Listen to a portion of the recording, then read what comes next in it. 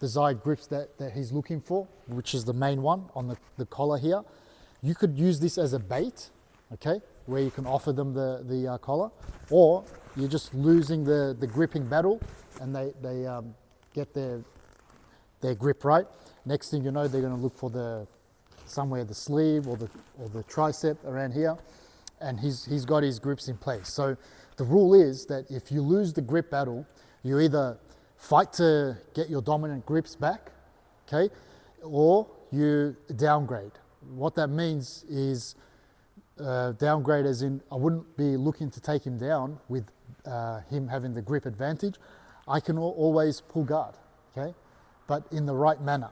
I don't want to be just, so he gets the grips right in place, just sit down directly in front of him and give him a free guard pass, or even worse, into a good position like mount or side control or something like that. So if you decide to pull guard, whether you're setting them up, you offer them the collar, and we're looking for our grips here. He has the advantage because he's got, or you can say he has the advantage momentarily here until I can get to my grips here. Now it's kind of like even, okay, because we're pretty much mirrored grips here. And now, once you get your grips in place, what we're looking to do is always off balance them, square their legs together, okay? So if he's in fight stance, like so, this is not good, okay? I want him, as much as I can, to adopt the square stance here. It's no different for takedowns or if you want to pull guard as well, all right? It's the same thing. Or the rule never changes. Anytime you get your desired grips in place here, you don't just stay in front of the person, you move. Knock them off balance. You move, and then you carry on to your takedowns or pulling guard, whatever your strategy might be, okay? So here, in this case, he gets his grips on me. I go ahead and get my grips back on him. Now, my goal is to square his stance here, right? So you could do this in a few different ways. One of the best ways is to step across and pull on that, tug on that collar. Step across, tug on that collar, okay?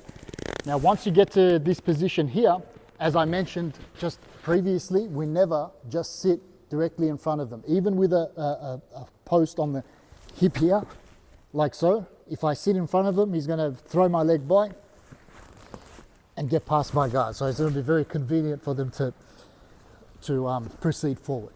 So that's not what we want. So once we're here, we get them to square up on us. We want to step in towards this leg, but when I sit back, I want my head positioning to dive towards this leg here.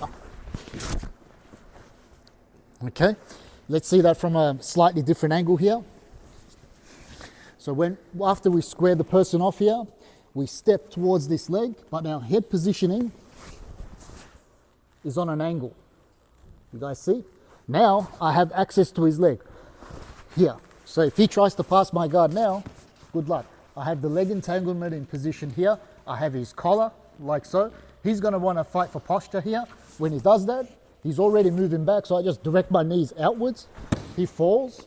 I get a cross grip with the hand post, stand up in base, and voila. Okay?